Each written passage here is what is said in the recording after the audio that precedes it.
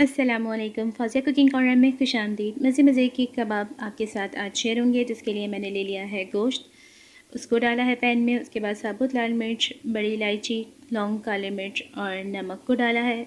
उसके बाद इसमें शामिल करेंगे चने की दाल। आधे घंटे दोनों को पकाएंगे। उसके बाद शामिल करेंगे आलू। मज़ीद आधे घंटे पकाएंगे। पानी को करेंगे खुश्क। कबाब बनाएंगे। अंडा ले लिया है। अदरक, हरी मिर्चें और हरा धनिया बारीक बारीक काट लिया है। उसके बाद आलू को मैश किया, दाल को मैश किया और गोश्त के रेशे कर लिए। सबको मिक्सअप किया और सांचे से कबाब बना लिए। अंडा लिया, उस पर नमक, काली मिर्च और पानी डाला, उसको मैश किया अच्छी तरह से और उसमें कबाब को डिप करके कबाब को दोनों तरफ से फ्राई कर लेना है जब तक कि वो ब्राउन ना हो। और उसके बाद ये मज़ेदार से कबाब तैयार हो गए हैं। आप भी बनाएं तो हमें याद रखें और ज़रूर बताएं कि कैसे बने।